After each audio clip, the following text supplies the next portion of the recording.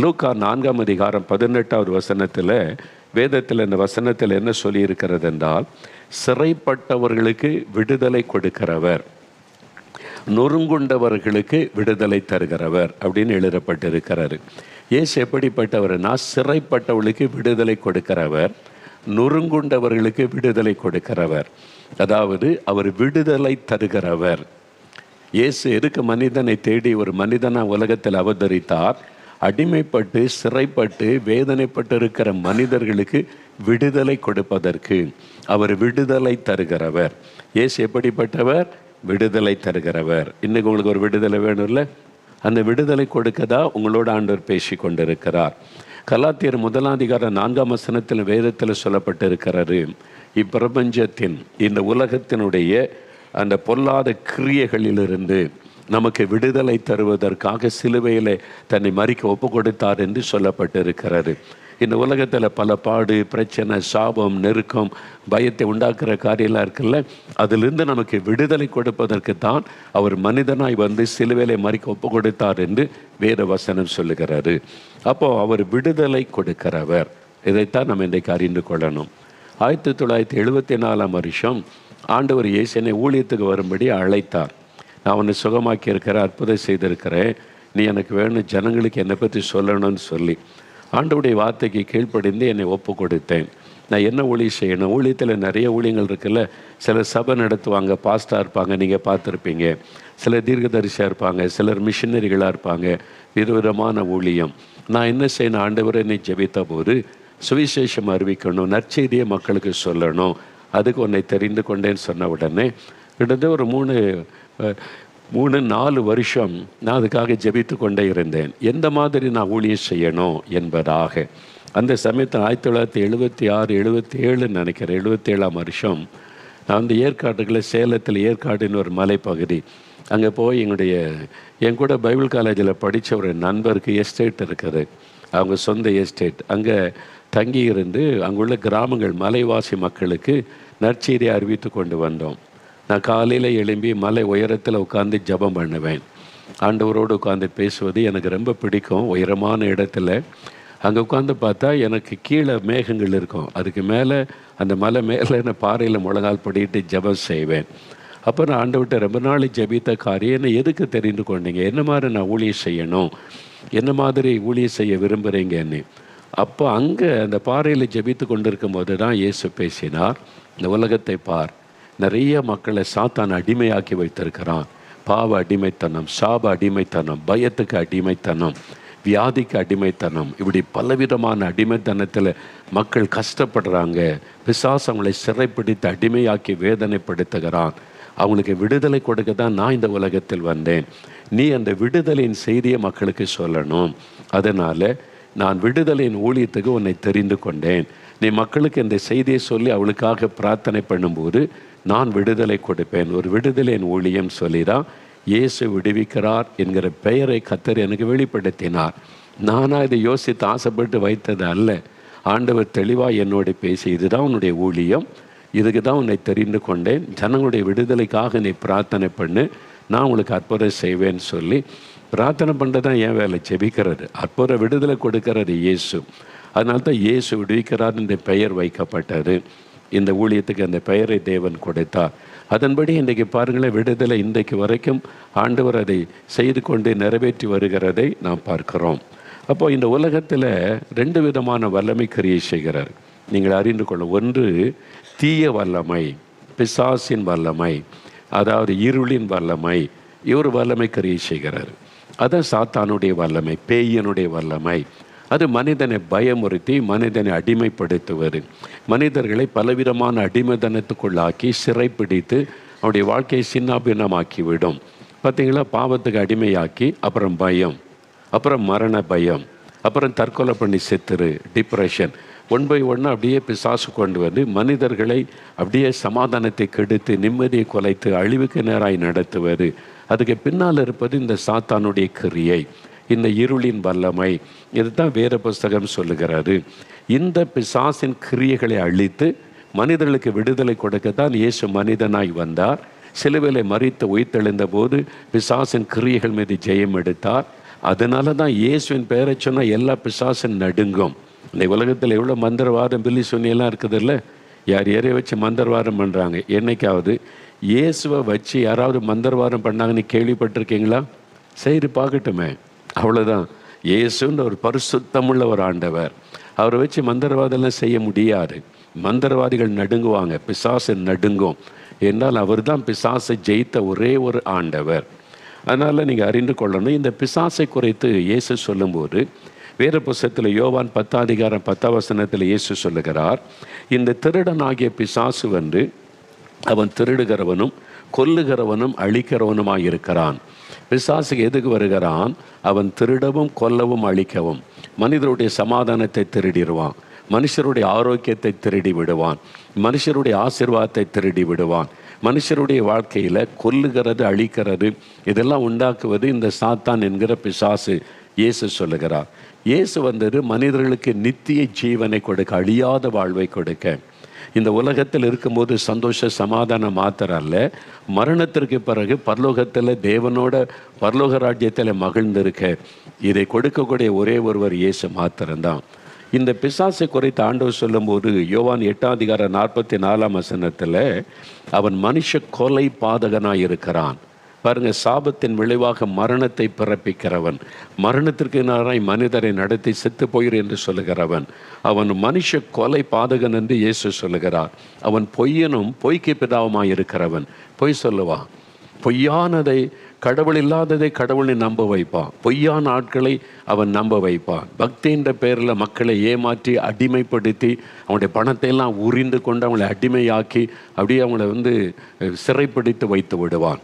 என்றால் அவனை குறித்து இயேசு அப்படிதான் பைபிளில் சொல்லி இருக்கிறார். பொய்யன், அவன் பொய் பேசுவான், பொய்யான காரியத்தை நம்ப வைப்பான்.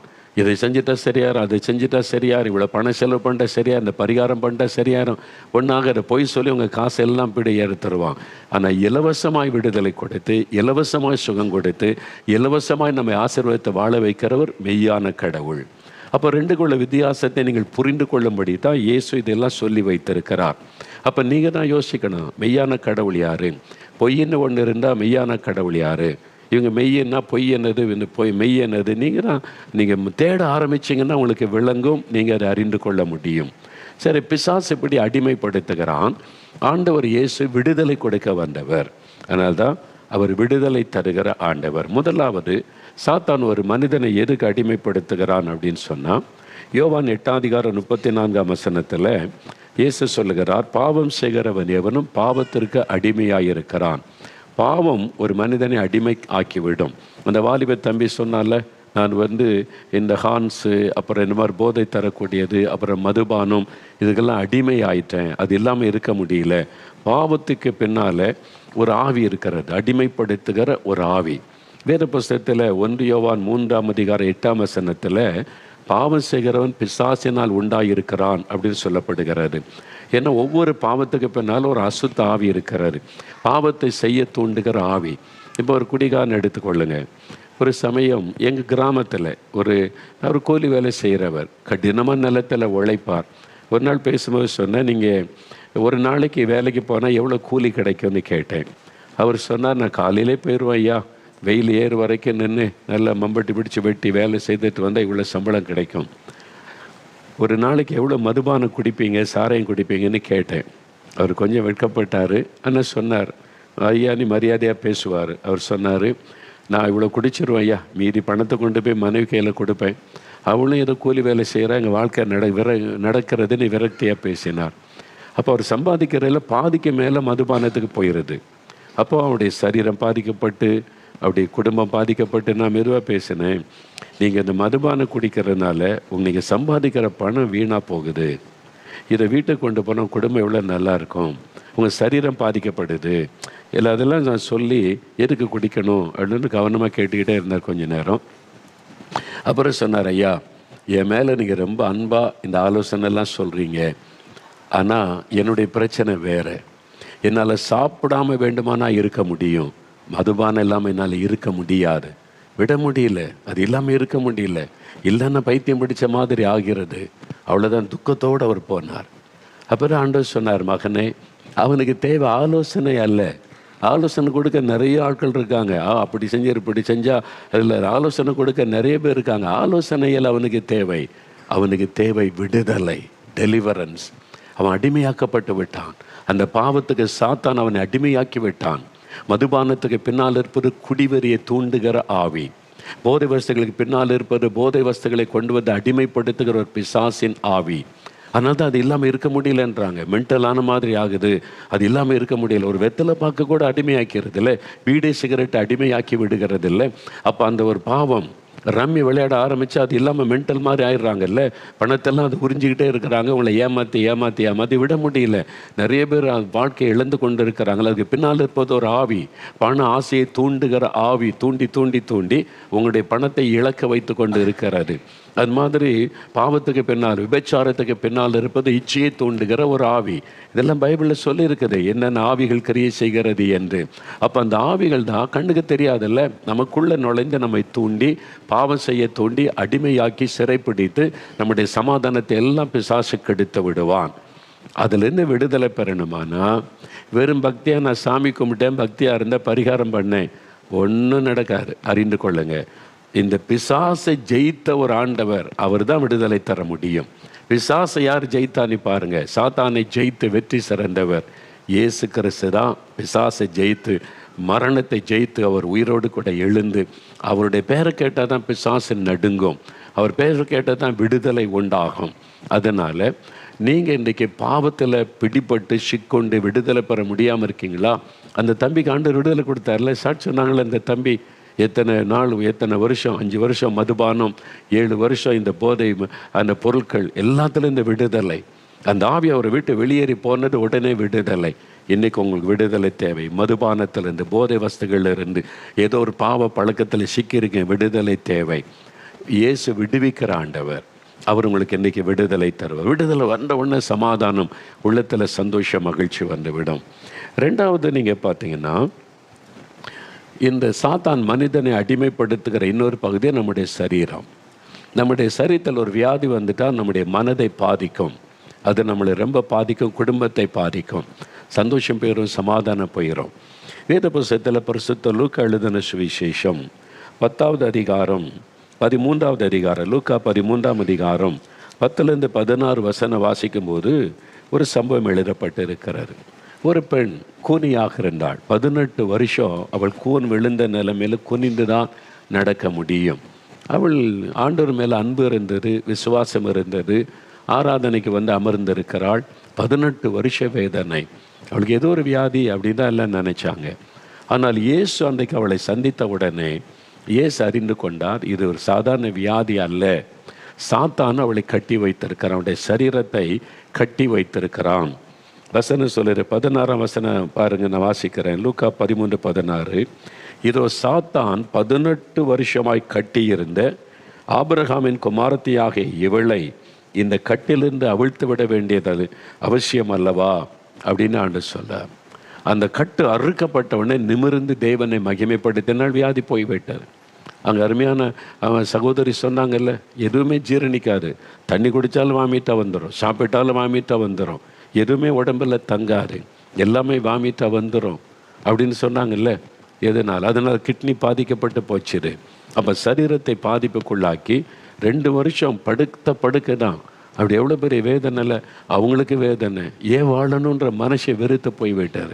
நான் சாக போகிறேனோ இனிமே அவ்வளோதானோன்ற பயம், குடும்பமே துக்கத்தில் ஆகிவிட்டது. இதுதான் பிசாசனுடைய கிரியை.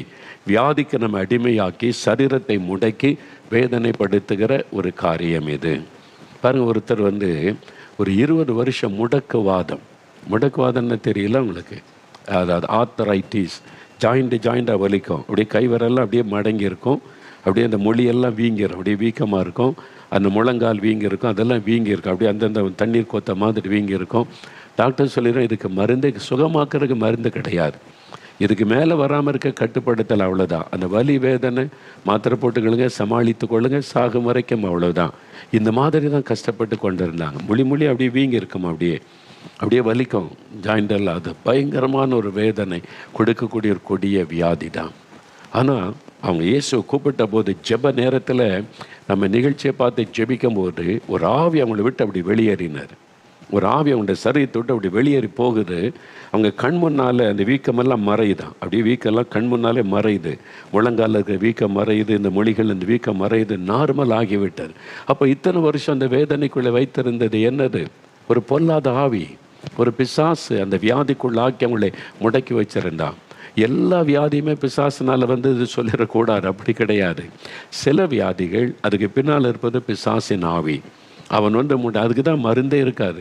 மருந்தே இல்லைன்னு சொல்லிட்டு நீங்கள் அறிந்து கொள்ளுங்க, அதுக்கு பின்னால் ஒரு ஆவி இருக்குது, அதுதான் முடக்கி போடுகிறதுன்னு சொல்லி. ஆனால் அந்த ஆவி வெளியேறின உடனே விடுதலை. இன்றைக்கு உங்கள் சரீரத்தில் பாருங்கள், அந்த ஆவி வெளியேறின உடனே சுகம், ஆண்டோடைய வல்லமை தொட்ட உடனே அவனுடைய ஜீரண உறுப்பு செயல்படுது. இப்போ சாப்பிட்றாங்க, வாமிட்டு வரல, கிட்னி செயல்பட ஆரம்பிச்சது. கிட்னி மரித்து போன கிட்னி செயல்பட ஆரம்பித்து விட்டது. மரித்து போனவனுடைய உறுப்பை இயேசுடைய வல்லமை தொடும்போது செயல்படும். பாதிக்கப்பட்ட இருதயம் புது இருதயமாக மாறும். பாதிக்கப்பட்டவனுடைய கண்கள் புது கண்களாக மாறும். பாதிக்கப்பட்டவனுடைய கர்ப்பப்பை புதிய கர்ப்பப்பையாக மாறும். பாதிக்கப்பட்டு இருக்கிறவங்களுடைய சிறுநீரகம், அதனுடைய லிவர், உங்களுடைய லங்ஸ் புதிதாய் மாறும். இயேசுடைய ஒரு தொடுதல், அவருடைய வல்லமை இறங்கும் பொழுது உடனே உடைய சரீரத்தில் ஒரு மாற்றம் உண்டாகும். இன்றைக்கு நீங்கள் விசுவாசிங்க, விடுதலை. இயேசு அப்படிதான் மக்களை விடுதலையாக்குகிறவராய் சுற்றி தெரிந்தார். பிசாசின் வல்லமையில் அகப்பட்ட யாவரையும் இயேசு விடுதலை கொடுத்து குணமாக்குகிறவராய் சுற்றி தெரிந்தார் என்று இயேசுவை பற்றி வேதத்தில் சொல்லப்பட்டு இருக்கிறாரு. அவர் வந்து மதத்தை பற்றி பேசவே இல்லை. எந்த இடத்துல இயேசு மதத்தை பற்றி, கொள்கைகளை பற்றி, தத்துவங்கள் எல்லாம் பேசலை. அது யாருக்கு பிரயோஜனப்படும்? அந்த நேரம் கேட்க ரசிக்க நல்லா இருக்கும். What is the use? அதனால எனக்கு என்ன பிரயோஜனம் இல்லை. இயேசு அதுக்கு வரலை. மனிதர்கள் மேலே அன்பு கூர்ந்து மனதுருகி அடிமைத்தனத்தில் இருக்கிற மக்களுக்கு விடுதலை கொடுத்து அவங்களை மகிழ்ச்சியாக்கி வாழ வைப்பதற்கு வந்த ஆண்டவர் இயேசு கிறிஸ்து. அதனால அந்த ஆண்டவர் மக்களை பார்த்து மனதுருகி அற்புதங்களை செய்தார் என்று வாசிக்கிறோம். இந்த மக்களை குணமாக்கினார். அப்போ பிசாசு பாவ அடிமைத்தனத்தை கொண்டு வர்றான். வியாதினால நம் சரீரத்தை அடிமைப்படுத்துகிறான். மூன்றாவது நீங்கள் பார்த்தீங்கன்னா வேறு புஸ்தகத்தில் மார்க் 5ஆம் அதிகாரத்தில் முதல் 3 வசனத்தை நீங்கள் வாசிக்கும் போது ஒரு சம்பவம் எழுதப்பட்டிருக்கிறது. மார்க் 5ஆம் அதிகாரம் முதல் 3 வசனம்.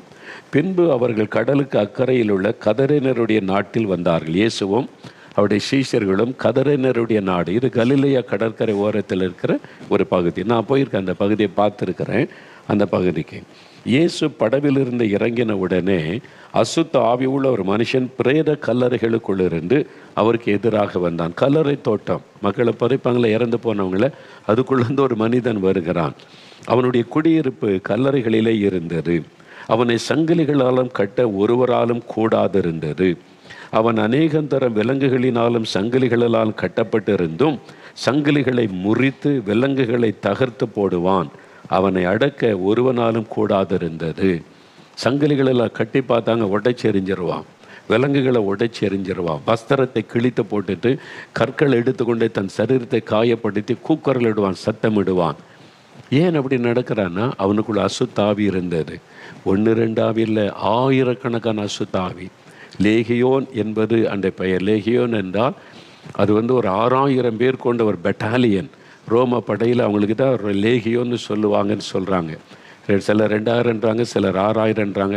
எப்படி இருந்தாலும் 2000த்துக்கு அதிகமான அசுத்த ஆவிகள் ஒரு மனிதனுக்குள்ள. ஒரு பிசாசு வந்தாலே தாங்க முடியல. 2000 பிசாசு ஒரு ஆளுக்குள்ளே எப்படி இருப்பான் பாருங்கள். யாரும் அடக்க முடியல, எல்லாம் பயப்படுவாங்க. அவன் செய்கிறது என்னதுன்னு அவனுக்கு தெரியல. அந்த சகோதரி சொன்னாங்க, பார்த்தீங்களா, எனக்கு தெரியல நான் செய்தது. எனக்குள்ளே இருக்கிற அந்த ஆவி என்னை பயன்படுத்தி ஆட்களை அடிக்கிறது, மிரட்டுறது, அதை செய்யும்போது எனக்கு தெரியாது. அந்த ஆவி கொண்டு போய் செய்து கொண்டு, அப்படி தான் இந்த மனிதன் இந்த ஆவி அலைக்கழித்து செய்து கொண்டு இருந்தது. ஆனால் இயேசு வந்தார், அவனுக்கு விடுதலை. அந்த அசுத்தாவி அவனை விட்டு போ, ஒரே ஒரு வார்த்தை தான் சொன்னார், அவனை விட்டு போ. இயேசுக்கு கண்டால பிசாசு நடுங்க, அவ்வளோதான். அதுக்கு மந்திரம் போடணும், அதை செய்யணும், பலி கொடுக்கணும், ஒன்றும் இல்லை, ஒரே ஒரு வார்த்தை, அவ்வளோதான். இப்போ இவங்கெல்லாம் நீங்கள் யோசித்து பாருங்கள், விடுதலை பற்றி சாட்சி சொன்னாங்கல்ல, அவங்க என்ன பண்ணாங்க? அதுக்கு பலி கொடுத்து பரிகாரம் செய்ய, அது இது காசு கொடுத்து வாங்கிட்டு வந்து அதை செய்து எதுவும் செஞ்சாங்களா? இயேசுன்ற பெயரை சொன்னாங்க, விடுதலை, அவ்வளோதான். ரொம்ப சிம்பிள். அதுதான் கடவுளுடைய வல்லமை என்பது. நீ அது கொண்டு வரணும், இது கொண்டு வரணும், இதை செய்யணும் கேட்டால் எங்கே? Where is god? அப்போ கடவுளுக்கு என்ன வல்லமை? இயேசுன்ற பேரை சொன்னால் விடுதலைங்க. இயேசுடைய பேரை சொன்னால் பிசாசு ஓடுதுங்க. எத்தனை 1000 சாட்சிகளை நிறுத்த முடியும்? கிறிஸ்தவங்களை, கிறிஸ்தவர் அல்லாதவங்க தான், பக்தியாக இருந்தவங்க தான் எத்தனை பேர் வந்து சாட்சி சொல்கிறாங்க, வாழ்க்கையில் நடந்தது. இதுக்கு மேலே உங்களுக்கு என்ன வேணும்? நீங்களே யோசிங்க. உங்களுக்கு இலவசமாக விடுதலை வேணுமா? நீங்கள் பணம் கொடுத்து இப்படி தான் போவீங்கன்னா அது உங்கள் விருப்பம். நீங்கள் யோசித்து பாருங்கள். இலவசமாக விடுதலை கொடுக்குற ஒரு அற்புதமான ஆண்டவர் உங்களை தேடி வந்திருக்கிறார். நான் உனக்காக இந்த உலகத்தை சிருஷ்டித்து உனக்காக மரித்து உயிர்த்தெழுந்த ஆண்டவர். நீ என்னை விசுவாசித்து அவனுக்கு விடுதலை. யோசித்து பாருங்கள். நீங்களே இயேசு யாரையும் கட்டாயப்படுத்துவதில்லை. ஒரு ஊருக்கு போனால் இயேசு கிறிஸ்துவ எங்கள் ஊருக்கு வராதுங்க அப்படின்னு சொன்னாங்க. இயேசு ஒன்று அப்படியா சரிங்கன்னு போயிட்டே இருந்தார். அவ்வளோதான். அவர் பயமுறுத்தி, நான் ஏன் வரக்கூடாது? நான் யார் தெரியுமா? என்னுடைய வல்லம் என்ன தெரியுமா? இயேசு அப்படிலாம் பேசலை. வர வேண்டாமா? சரின்னு போயிட்டார். திருப்பி அவங்களாம் இயேசு வரணும்னு விரும்பி ஏற்றுக்கொண்டாங்க. இயேசு யாரையும் பயமுறுத்தவும் மாட்டார், கட்டாயப்படுத்த மாட்டார். சொப்பனத்தில் பயமுறுத்தி நீ இங்கே வா, 4 மாடிக்கு நடந்து வா, இல்லைன்னு செத்த நீ அதை செய் இதை செய் பரிகாரம் பண்ண, அப்படிலாம் இயேசு யார்கிட்டையும் பேச மாட்டார். என்னால் ஒரு கடவுள். பிசாசு தான் அப்படிலாம் பேசுவான். மக்களை வஞ்சித்து ஏமாற்றி பயப்படுத்தி அவங்களை அடிமையாக்கி இங்கே வா அங்கே வா, அதை செய் இதை செய் இதை செய்யாட்டா அவ்வளவுதான் அப்படின்னு சொல்றதெல்லாம் பிசாசு, பயமுறுத்துகிறவன். கடவுள்ங்கிறோடு செய்ய மாட்டார். அவர் நம்முடைய தகப்பன் தானே, நமக்கு அப்பான்னு கூப்பிடலாம். அவர் உரிமையோடு சொல்லலாம், ஏசப்பா அப்படி கூப்பிட்றாங்கல்ல, அப்படி கூப்பிட முடியும். என்னால் அவர் கடவுள், நம்முடைய சிருஷ்டித்த தேவன். அந்த ஆண்டவர் தான் உங்களை பார்த்து சொல்ல, என் மகனே மகளே, நான் உனக்கு விடுதலை தரேன், பயப்படாத. மந்திரவாதம் பண்ணிட்டாங்க, பண்ணட்டும், நான் இருக்கிற உனக்கு. இயேசுன்ற பேரை சொல்லுங்க, மந்திரவாதம் அழியும், வில்லிசூனியம் அழியும், எல்லா பிசாசின் கிரியைகளும் அழியும், விடுதலை உண்டாகும். அதனால் பிசாசு கட்டில் நான் அவனுக்கு விடுதலை. 2000க்கு மேற்பட்ட அசுத்தாவி இருந்துச்சு. இயேசு அவனுக்கு அந்த ஆவியை கடிந்து கொண்டார், விடுதலை. இப்போ அவனுக்கு வஸ்திரம் கொடுத்து நல்ல புது மனிதனாய் மாறிவிட்டான். இந்த அற்புதம் இருக்குது. அன்றைக்கு அற்புதம் நடந்தல, இன்றைக்கி நடக்குதில்ல. இன்றைக்கி அந்த சாட்சிகளை கொண்டு வந்து நிறுத்துறார்ல. அன்றைக்கு மாத்திரமல்ல, இன்றைக்கும் அற்புதம் செய்கிறவர் இயேசு. அவர் தான் கடவுள், எக்காலத்திலும் கிரியை செய்கிறவர். என்றைக்கோ நடந்துச்சான், எப்போவோ நடந்துச்சான், எங்கோ ஏதோ சொல்லியிருக்கிறான் அப்படி நம்புகிறாங்க. இப்படி இல்லை, இப்போ செய்யணும், இன்றைக்கி நடக்கணும். இன்றைக்கு அந்த மாதிரி மக்களுக்கு விடுதலை, சுகமும் அற்புதங்களும் நடக்கணும். இலவசமாக விடுதலை கொடுக்கணும், அற்புதம் செய்யணும். அவர் தான் என்றென்றைக்கு ஜீவித்திருக்கிற கடவுள் என்கிறவர். செய்கிறார்ல இன்றைக்கி. அவர் தான் உங்கள் வீட்டுக்கு தேடி வந்த, வானத்தையும் பூமியை உண்டாக்கின கடவுள் உங்களை தேடி உங்கள் வீட்டுக்கு வந்திருக்கிறாருங்க. உங்களை தேடி வந்திருக்கிறார். உங்கள் மேலே அவர் அன்பு வைத்திருக்கிறார். அவர் எந்த மதம், ஜாதி, இனம், எந்த வித்தியாசம் பார்க்க மாட்டார். நான் உன்னை நேசிக்கிறேன். உனக்கு என்ன வேணும்? உனக்கு என்ன விடுதலை வேணும்? பாவத்திலிருந்து விடுதலை வேணுமா? வியாதியிலிருந்து விடுதலை வேணுமா? பிசாசு கட்டிலிருந்து விடுதலை வேணுமா? மெய்யாகவே விடுதலை ஆவீர்கள். இயேசு கிறிஸ்து மனிதனுக்கு விடுதலை வாழ்வு கொடுக்க வந்த ஆண்டவர். நீங்கள் மெய்யாகவே விடுதலை ஆவீர்கள். யோவான் 8:36 இயேசு கிறிஸ்து விடுதலையாக்கினால் மெய்யாகவே விடுதலை ஆவீர்கள். இந்த விடுதலை எப்படிங்க இயேசுவால் மட்டும் முடியுது அப்படின்னா, மனிதனுடைய பாவம், வியாதி, சாபம், எல்லா வேதனைகள் அதை சிலுவையிலே சுமந்தார். நம்ம பரிகாரம்னு சொல்கிறோம்ல, இதெல்லாம் இருக்குது. தோஷம் இருக்குது, உங்களுக்கு சனி உச்சத்தில் இருக்குது, சுக்கிரன் அங்கே இருக்குது, கெட்ட நேரம், இன்னும் ஒன்றும் செய்ய. ஆனால் பரிகாரம் இருக்குது, பரிகாரம் செய்யுங்கன்றாங்கல்ல. அப்போ பரிகாரம் செய்தால் மாற்றம் வருது இல்லை. அதுக்கு பணம் கேட்குறாங்க, என்னென்னோ செய்ய சொல்கிறாங்க. ஆனால் இயேசுகிட்ட இலவசமாக எப்படி எல்லாம் நடக்குது தெரியுமா? அவரே பரிகாரி. பைபிளில் இருக்கு, அவரே பரிகாரி. இயேசு தான் பரிகாரி. அவர் பரிகாரத்துக்காக தன்னை சிலுவையிலே பலியாய் கொடுத்தார். பரிகாரம்னு சொல்லி ரத்த பலி கொடுப்பாங்க, பார்த்துருக்கீங்களா? இனி பலி தேவையில்லை. இயேசு கடவுளை மனிதனாய் வந்து தன்னை பலியாய் கொடுத்து பாவம், சாபம், வியாதி எல்லாத்துக்கும் பரிகாரத்தை உண்டாக்கிட்டார். இனி ஒரு பலி தேவையில்லை, இன்னொரு ரத்த சிந்தை தேவையில்லை. கடவுள் மனிதனாய் வந்து தன் பரிசுத்தமுள்ள ரத்தத்தை சிந்தி பரிகாரத்தை உண்டாக்கிட்டார்.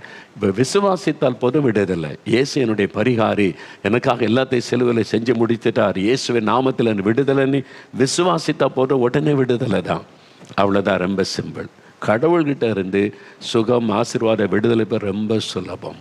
உங்களை வருத்தி கொள்ள தேவையில்லை, உங்களை காயப்படுத்த தேவையில்லை, உங்கள் பணத்தை செலவு பண்ண தேவையில்லை. விசுவாசத்தோடு இயேசுன்ற பெயரை சொல்லி பாருங்கள், உங்களுக்கு ஒரு விடுதலை நீங்கள் பெற்றுக்கொள்ள முடியும். இப்போ நம்ம ஜெபிக்க போகிறோம், ஒவ்வொன்றா ஜெபிக்க போகிறோம். முதலாவது, நிறைய பேர் பாவத்தில் சிக்கி சமாதானம் இல்லாமல் தவிக்கிறீங்க. பாவம்னு தெரிந்து விட முடியல, இயேசு விடுதலை தருவார், மெய்யான விடுதலை தருவார். அடுத்தது, வியாதியிலிருந்து சுகம். எந்த வியாதியாக இருக்கட்டும், உங்கள் வீட்டில் யாரோ ஒருத்தர் வியாதிப்பட்டிருக்காங்க, பிள்ளைகள், கணவர், உங்களுடைய தாய், தகப்பன் யாராக இருந்தாலும் இன்றைக்கி ஜெபிக்கும் போது ஆண்டவர் உங்களுக்கு சுகம் தருவார். சிலர் பிசாசு, மந்திரவாதம், பில்லிசூனியம், அசுத்தாவின் கட்டுகளில் கஷ்டப்படுறீங்க, இன்றைக்கி ஆண்டவர் விடுதலை தருவார். ஒவ்வொரு காரியமாக ஜெபிக்க போகிறோம். சிலருக்கு கடன் பிரச்சனை, சிலருக்கு வேலை இல்லாத பிரச்சனை, சிலருக்கு குழந்தை இல்லை அப்படின்ற நிந்தை நெருக்கம், எல்லாவற்றிலிருந்தும் ஒரு விடுதலை தருவார். இன்றைக்கு இயேசு கிறிஸ்து எப்படிப்பட்டவர்? விடுதலை தருகிறவர், விடுதலை கொடுக்கிற ஆண்டவராக இன்றைக்கு உங்களுக்கு வெளிப்படுகிறார். இப்போ நம்ம ஜெபிக்க போகிற முழங்கால் படியிட்டு நம்ம ஜெபிக்கலாமா? முடிந்த எல்லாரும் அப்படியே முழங்கால் படியிடுங்க. நீங்கள் இருக்கிற இடத்துல உங்களை தாழ்த்துவதற்கு அடையாளமாய் முழங்கால் படியிட்டு கொள்ளுங்க. நம்மை உண்டாக்கின ஆண்டவருக்கு முன்னால் நம்மை தாழ்த்தணும். அதுக்கு தான் முழங்கால் படியிடுகிறோம். ஒருவேளை முழங்கால் படியிட முடியாத, ஐயா பலவீனம், கால் மடக்க முடியாது, அப்படியெல்லாம் பழக்கம் இல்லைன்னு உட்கார்ந்து கொள்ளுங்க, தப்பு இல்லை. நீங்கள் உட்கார்ந்து, அவர் கைஸை கட்டாயப்படுத்த மாட்டார். நமக்கு முடிந்தபடி நம்ம அவரை தேடலை உட்கார்ந்து கொண்டு. ஆனால் நல்ல கவனிங்க, இருதயத்தில் இயேசுவை நினைத்து செபிக்கணும். மோகன்லாசால் உங்களுக்கு அற்புதம் செய்ய முடியாது, சுகமாக்க முடியாது. ஆனால் உங்களுக்காக, உங்கள் அற்புதத்துக்காக நான் பிரார்த்தனை பண்ண முடியும். ஏன்னா ஜெபிக்கிறதுக்கு தான் கர்த்தர் என்னை தெரிந்து கொண்டார். உங்கள் விடுதலைக்காக நான் பிரார்த்தனை பண்ணுவேன், ஜெபம் செய்வேன். நீங்களும் இயேசுவே எனக்கு விடுதலை தாரும், இயேசுவே எனக்கு ஒரு அற்புதம் செய்யணும்னு அந்த பெயரை சொல்லி நீங்கள் கூப்பிடணும். அதில் தான் ஈஸியாக அற்புதம் பெற்றுக்கொள்ளலாம். ஏன்னா இயேசுவின் பெயரை சொல்லும்போது உடனே அவருடைய கரம் உங்களை தொடும். ஏன்னா அவர் வாக்கு கொடுத்திருக்கிறார். இயேசு என்கிற நாமத்தை சொல்லி நீங்கள் எதை கேட்டாலும் நான் செய்வேன்னு சொல்லி வாக்கு கொடுத்திருக்கிறார். அதனால் நீங்கள் இயேசுவேன்னு கூப்பிட்டாலும் உங்களுக்கு அற்புதம் நடக்கும். அதனால் நீங்கள் எங்கே இருக்கீங்களோ அங்கேயே அமர்ந்து, ஆனால் கண்களை மூடி ஜெபிக்கணும். ஏன் கண்களை மூடணும் அப்படின்னு சொன்னால், எண்ணம் சிதறக்கூடாது. அப்படியே பறக்க பார்த்துக்கிட்டு அப்படியே கடவுளே கடவுளேன்னா இல்லை, இருதயத்தில் இயேசுவை நினைத்து ஒரே மனதோட, இயேசுவே நீங்கள் என்னை தொடணும், எனக்கு விடுதலை வேணும், அவரை இருதயத்தில் நினைத்து கண்களை மூடி ஜெபிக்கணும். அதுதான். உங்கள் வீட்டில் ஒரு வேளை வியாதியஸ்தரை வச்சுருந்தீங்கன்னா அவங்க மேலே கை வைத்து ஜெபிக்கணும். நீங்களுடைய நண்பர்கள், உறவினர்கள் அப்படிப்பட்டவங்களுக்கு ஜெபிக்கணும்னா நீங்கள் அவங்களுக்காக பாரம் எடுத்து, ஆண்டவரே எனக்கு அற்புதம் செய்துட்டீங்க, எனக்கு எல்லாம் நல்லா இருக்குது, ஆனால் என் ஃப்ரெண்டு, எங்கள் சொந்தக்காரங்க கஷ்டத்தில் இருக்கிறாங்க, வியாதியோடு இருக்கிறாங்க, அவங்கள தொடுங்க, அவங்களுக்காக ஜெபிங்க, மற்றவங்களுக்காக ஜெபம் பண்ணுங்க. தயவுசெய்து ஊழியக்காரங்க, இதில் கோடிக்கணக்கான பேர் இணைஞ்சிருக்கிறாங்க. இந்தியா முழுவதும், உலகம் முழுவதிலும் ஹிந்தி பேசுகிறவங்க, தெலுங்கு பேசுகிறவங்க, கன்னடம் பேசுகிறவங்க, இப்படி எல்லோரும் இணைஞ்சிருக்கிறாங்க. எல்லாருக்காக தயவுசெய்து ஜெபிங்க. இயேசுவே எல்லாரையும் தொடுங்க, எல்லாருக்கும் உங்களை வெளிப்படுத்துங்க, விடுதலை கொடுங்கன்னு நம்ம இணைந்து ஜெபிக்கும் ஒரு ஆண்டவர் பலத்தை அற்புதம் செய்வார். ஜெபிக்கலாமா? இப்போ அப்படியே கண்களை மூடி இயேசு கிறிஸ்துவை மனதில் நினைத்து கொள்ளுங்க. உங்களுடைய பாவ சாபங்களை மாற்ற சிலுவையிலே தன்னை பலியாய் கொடுத்தார். அவருடைய கைகள் கால்களில் ஆணி அடிக்கப்பட்ட ரத்தம் சிந்தி அவர் சிலுவையிலே மரிக்க தன்னை பரிகாரியாக ஒப்பு கொடுத்தார். மரித்த இயேசு 3ஆவது நாள் உயிரோடு எழுந்தார். அவருடைய கரத்திலே தழும்புகள், அவருடைய தழும்புகளால் குணமாகிறோம். இயேசு கிறிஸ்துவின் ரத்தம் சகல பாவங்களை நீக்கி நம்மை சுத்திகரிக்கும். முதலாவது, எனக்கு இந்த பாவத்திலிருந்து விடுதலை வேணும் ஐயா, என்னால் இந்த குடிப்பழக்கத்தை விட முடியல, என் விபச்சார வேசித்தனத்தை விட முடியலை, இச்சைகளை விட முடியலை, எனக்கு இந்த போதை வஸ்துகளை விட முடியல, பாவம்னு தெரிந்து விட முடியல, அது இல்லாமல் இருக்க முடியல, இந்த ரம்மி ஆட்டத்துக்கு அடிமையாகிட்ட எனக்கு விடுதலை வேணும், இந்த பாவ பழக்கத்துக்கு அடிமையாகிட்ட இயேசு எனக்கு விடுதலை தரணும். அப்படிப்பட்டவங்க இருதயத்தில் கை வைத்து, இயேசுவே எனக்கு விடுதலை தாங்க, என் பாவத்தை மன்னிங்க, எனக்கு சமாதானம் தாங்க, நிம்மதி இல்லை, சமாதானம் இல்லை, என்னால் இந்த பாவத்தை விடவும் முடியலை, எனக்கு விடுதலை கொடுங்க ஆண்டவரே. இயேசுவை நோக்கி கூப்பிடுங்க. தன் பாவத்தை மறைக்கிறவன் வாழ்வடைய மாட்டான், அறிக்கை செய்து விட்டு விடுகிறவன் இரக்கம் பெறுவான் என்று வேதம் சொல்லுகிறது. இயேசுவே நான் பாவிடா, நான் இந்த பாவத்துக்கு அடிமை ஆயிட்டேன், இந்த பாவம் என்னை அடிமையாக்கி விட்டது, என்னால் விட முடியல, என்னை மன்னிச்சு எனக்கு இந்த பாவத்தில் இந்த விடுதலை தாங்க செவிங்க. வாலிப தம்பி ஜெபம் பண்ணுங்க. வாலிப மகளே, இயேசுவே எனக்கு பாவ மன்னிப்பையும் பாவத்தில் இந்த விடுதலை தாங்கன்னு கேளுங்க. எனக்கு அன்பான சகோதரி சகோதரனை கேளுங்க. இயேசு இன்றைக்கு உங்களுக்கு விடுதலை தருவார். உங்கள் பக்கத்தில் தான் நின்று கொண்டு இருக்கிறார். இயேசுவே என் பாவத்தை மன்னிங்க, இயேசுவே எனக்கு விடுதலை தாங்க, எனக்கு சமாதானம் தாங்க, இந்த பாவத்தில் இந்த விடுதலை கொடுங்க. இயேசுவே கண்ணீரோடு ஜெபிக்கிறாங்கப்பா, அநேகர் ஜெபிக்கிறாங்க, வாலிபர்கள் கண்ணீர் வடிக்கிறாங்க. இந்த வாலிப மகள் கண்ணீர் வடித்து கொண்டிருக்கிறாள். ஆண்டவரே எனக்கு செய்யுங்க இயேசுவே, இயேசுவே நீர் மனதுருகி ஜனங்களுக்காக பரிதபிக்கிறேன்னு சொல்லி அற்புதம் செஞ்சீங்களே. பாவத்துக்காக மனம் கசந்து அழுது நிற்கிறாங்க. இயேசுவே விடுதலை கொடுங்க, எனக்கு பாவத்திலிருந்து விடுதலை தாங்க, பாவத்தை மன்னிச்சிருங்கன்னு ஜெபிக்கிறாங்க. இந்த தம்பியை தொடுங்க, இந்த மகளை தொடுங்க, இந்த தகப்பனாரை தொடுங்க, இந்த தாயாரை தொடுங்க. இப்போ அவங்க ரத்தத்தின் வல்லமை அவங்க மேலே இறங்கட்டும், விடுதலை உண்டாகட்டும். ஐயா, கண்ணீரோடு நிற்கிறாங்களே. இயேசுவே மன்னியும், இயேசுவே விடுதலை தாரும், இயேசுவே சமாதானம் தாரும், இயேசுவே நிம்மதி தாரும் ஜெபிக்கிறாங்களே. இப்போ அவங்களை தொடுங்க ஆண்டவரே, உங்க வல்லம் அவங்க மேல இறங்கட்டும் ஆண்டவரே. விடுதலை உண்டாகட்டும், விடுதலை உண்டாகட்டும், பாவத்திலிருந்து விடுதலை உண்டாகட்டும். புதிய இருதயத்தை தாரும், பாவத்தை கொண்டு வருகிற பொல்லாத ஆவிகள் விலகட்டும், இச்சையின் ஆவிகள் இயேசுவின் நாமத்தில் விலகட்டும், குடிவெறியின் ஆவிகள் இயேசுவின் நாமத்தில் விலகட்டும், சூதாட்டத்தை கொண்டு வருகிற ஆவிகள் இயேசுவின் நாமத்தில் விலகட்டும், அடிமைப்படுத்துகிற பொல்லாத ஆவிகள் இயேசுவின் நாமத்தில் விலகட்டும், மதுபான பழக்கத்துக்கு போதை வஸ்துகளுக்கு அடிமைப்படுத்துகிற ஆவிகள், ரகசிய பாவங்களுக்கு அடிமைப்படுத்துகிற இச்சையின் பாவங்களுக்கு அடிமைப்படுத்துகிற ஆவிகள் இயேசுவின் நாமத்தில் விலகட்டும். விடுதலை இயேசுவின் நாமத்தில் உண்டாகட்டும். இயேசு கிறிஸ்து விடுதலையாக்கினால் மெய்யாகவே விடுதலை ஆவீர்கள் என்று சொன்னீரே. நீர் விடுதலை அளிக்கிற ஆண்டவர் என்பதை இப்பொழுது விளங்க பண்ணும்.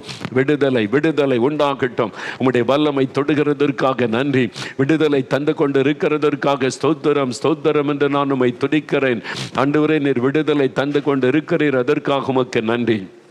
ஜெயப்பிரகாஷ், ஜெயப்பிரகாஷ் என்கிற ஒரு வாலிப தம்பி, உன் கண்ணீரை இயேசு கண்டார். ஆண்டவருடைய கரமனை தொடுகிறது. உனக்கு ஒரு விடுதலை, பாவ கட்டு அறுக்கப்படுகிறது. உனக்குள்ள இந்த பாவ உணர்வை தூண்டின இந்த பொல்லாத ஆவி வெளியேறுகிறது. உனக்கு ஒரு விடுதலை இப்பொழுது உண்டாகிறது. உன் வாழ்க்கை இயேசு மாற்றுகிறார். இயேசுவுக்கு ஸ்தோத்திரம், இயேசுவே ஸ்தோத்திரம்னு சொல்லு மகனை. ஜெயப்பிரகாஷ், இயேசுவுக்கு நன்றி சொல். இப்பொழுது ஆண்டவர் தொட்டு கொடுத்த விடுதலைக்காக உமக்கு ஸ்தோத்திரம். அந்தோணி ராஜ், அந்தோணி ராஜ் உங்களுடைய முழு பெயர். நீ கண்ணீரோடு ஜெபிக்கிறா. இயேசுவே, என்னால் இதை விட முடியல, பாவனை தெரிந்து எனக்கு விடுதலை கொடுங்க நீ ஜெபிக்கிறா. இயேசுடைய கரம் உன்னை தொடுகிறது. உன் கண்ணீரை ஆண்டவர் கண்டு விடுதலை தருகிறார். அந்த ஆவி உன்னை விட்டு விலகுகிறது. அது பொல்லாத இச்சையை தூண்டுகிற ஆவி விலகுகிறது. உனக்கு விடுதலை மகனை. வாய் திறந்து இயேசுவுக்கு ஸ்தோத்திரம். என் ஆண்டவரை துதித்து மகிமைப்படுத்தி இப்பொழுது ஆண்டவருக்கு நன்றி சொல். பிரவீன் குமார், ஆண்டவர் இயேசுடைய கரம் உன்னை தொடுகிறது. பிரவீன் குமார், இயேசுவே எனக்கு சமாதானம் இல்லை, நிம்மதி இல்லை, நான் வாழ்வதை விட மரித்து விட்டால் நல்லதுன்னு நினைக்கிற, என்னால் பரிசுத்தமாக வாழ முடியலை, இந்த பாவ கண்ணி என்னை தொடருகிறது என்று கலங்கி ஜெபிக்கிற மகனை, இன்றைக்கு உனக்கு விடுதலையின் நாள். இயேசுடைய வல்லமை தொட்டு விடுதலை செய்து கொண்டு இருக்கிறது. இயேசுவுக்கு ஸ்தோத்திரம்னு சொல்லு. அந்த ஆவி உன்னை விட்டு விலகுகிறது. ஒரு மனதில் சந்தோஷம் வருகிறது. சந்தேகப்படாத, உன்னைத்தான் ஆண்டவர் சொல்லுகிறார், உனக்கு தான் விடுதலை. இயேசுவே ஸ்தோத்திரம் என்று ஆண்டவரை மகிமைப்படுத்த இப்பொழுதே தேங்க்யூ லார்ட். மக்கு நன்றி. பர்வீன், பர்வீன் என்கிற ஒரு மகள், ஒரு வாலிப மகள், உன் ஜெபம் கேட்கப்படுகிறது மகளே.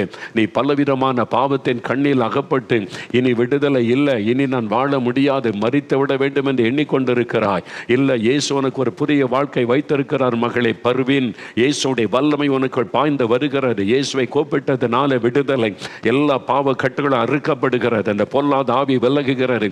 உன்னை பாவத்தில் சிக்க வைத்த உன்னுடைய ஃப்ரெண்ட்ஸ், அந்த ஃப்ரெண்ட்ஸோடு உள்ள தொடர்புகளை ஆண்டவர் துண்டித்து எறிகிறார். உனக்கு ஒரு விடுதலை தருகிறார் மகளே. இந்த நாளிலிருந்து ஒரு புதிய இருதயத்தை தருகிறார். நீ கலங்காது. இயேசுவே ஸ்தோத்திரம். நீ ஆண்டவரை துதி. இயேசுவே என் உள்ளத்தில் வாரு நீ கூப்பிடு. உன் உள்ளத்தில் வந்தவர் வாசம் பண்ணுவார். இன்று முதல் மாற்றம் ஆண்டவர் செய்கிறதற்காக உமக்கு நன்றி. சரவணகுமார், ஆண்டவருடைய கரமுனை தொடுகிறது மகனை. சரவணகுமார், வாழ்க்கையில் பாவத்தின் கண்ணில் அகப்பட்டு மரண போராட்டத்தில் நீ நின்று கொண்டிருக்கிறாய். மரண கண்ணி உனக்கு வைக்கப்பட்டு விட்டது. பாவத்தின் நிமித்தமாய் உண்ட மரண போராட்டம், மரண பயம் ஒரு பக்கம், பாவத்தின் போராட்டம் ஒரு பக்கம். இனி அவ்வளவுதான் என்று கலங்கி நிற்கிறாய். கண்ணீரோடு நீ ஜெபித்தபடியால் இயேசு உனக்கு மனம் இறங்குகிறார். சரவணகுமார், இயேசுடைய வல்லமை உனக்கு பாய்ந்து வருகிறது. இன்றைக்கு உனக்கு விடுதலை. சகலத்தை நான் புதிதாக்குகிறேன், நீ பயப்படாதே. நான் உன்னை வாழ வைக்கிற தேவன். உனக்காக நான் சகலத்தை மாற்றுவேன் என்று கர்த்தர் வாக்கு கொடுக்கிறார். நீ சொல், இயேசுவே என் உள்ளத்தில் வாரும், எனக்குள் தங்கி இரும் என்று. இயேசுவை உன் உள்ளத்தில் நீ இடம் கொடுத்து ஏற்றுக்கொள் மகனை.